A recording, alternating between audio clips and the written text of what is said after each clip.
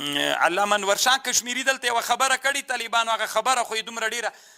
ښه خوندوره خبر د طالبانو خو یو کیسه یې کړې ده دا لږ ډېر خوند راکړه دا به درته وکړمه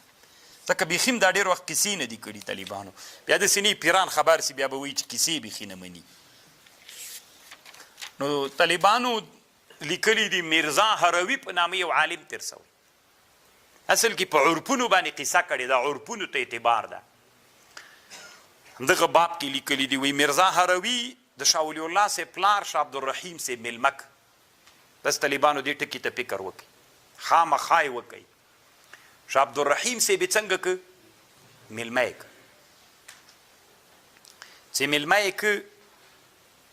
شاه عبدالرحیم صاحب یې میلمه که او بیا روزه وه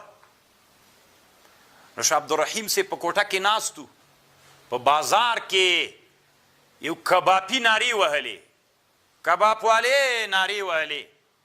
نو دی ورغی دا شاه د میرزا هروي میرزا هروي طالبانو په هغه زمانه کې د آکري قاضي و په هند کې کم ولایت ده د دې قاضي وایي دی چې ورغی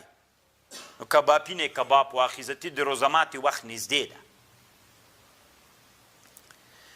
نو چې تر واخیسته شاه عبدالرحیم رحمه الله هم غوږ ورته نیولی دی چې کباب اخلي ارزانه یې ورکړ چې ارزانه یې ورکړ نو هغه ورته ویلې څه ورته وایي شاه عبدالرحیم رحمه الله ورته ویلې چې راننوته وایي دا کباب خو د په څو واخیست وایي په دومره وایي دا په دومره روپۍ نه دا قیمته ده ولې ارزانه درک میرزا هروي طالبانو بیرته وروته شاه عبدالرحیم صاحب هم ورسره ورته ویلې ولې دې ارزانه راک وی دا داسې چل ده چې نقشه راغلې ده په بازار کې د ما په دوکان باندې د ما دوکان ړنګېږي او تا ته مې د ارزانه ځکه درکړه چې ته بیا ما سره مراعات وکړې پکې نو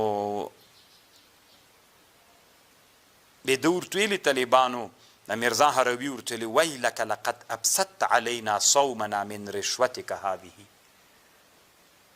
الله دې تا هلاک کړي د موږ روزه د ایله په رشوت باندې ماته کړله ګوره طالبانو دا رشوت ده چې ماضي په پیسو کې د تا سره څوک کوي مراعت کول کېږي طالبانو دا رشوت ده طالبانو انور شاه کشمیري څومره ښه خبر کړې ده فهذه دیانت اهل المعقول دا په هغه زمانه کې میرزا هروي څه ده طالبانو دا سید زاهد بن اسلم الهروي دا سړی کوي طالبان دا سړی چې ده طالبانو دا د اهل معقولو سړی و یعنې د منطق والا سړی و فهذا دیانت اهل المعقول في الزمان الماضي ولن ترى مثلها اليوم ممن كان محدثا او فقيها هغه زمانه کې د منطقیانو دومره لوی ایمان و طالبانو چې رشوت یې پیژانده اوس به محدث و فقي پیدا نه داسې تقوادار پیدا نه کې فیا اسفا کیف انقلب الزمان ظهرا لبطل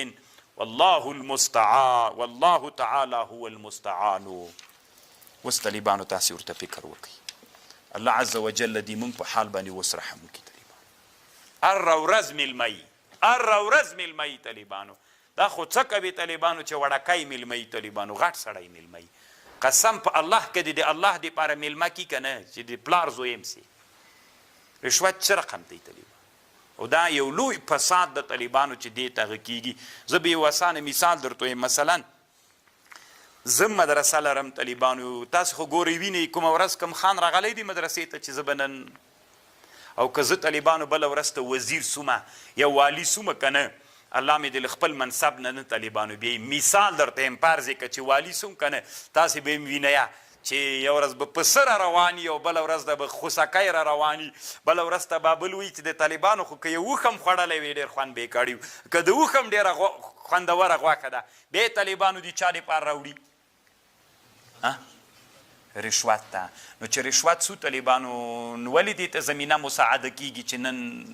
الله عز وجل نو طالبانو بیا به د دې علم تقوانو چې سي چې سړی په رشوت باندې ټول لوی سي هېڅ باک په دې نشته طالبانو چې الله عز وجل که موږ تاسې مدرسه غریبه کړې ده طالبانو یا نور هغه دیني مدارس خو رشوت خو نه خورئ که نه علم سره چې حلال وي طالبانو بس دا ډېر لوی شی دی نن خو طالبانو داسې جمعې شپه نه ده چې څوک میلمه نه وي نو چې میلمه یې تا ته لالو ماته ووایه د میلمستیا تا ته څنګه ده حرامه ده قطعي حرامه ده درته لکه رشوت ته طالبانو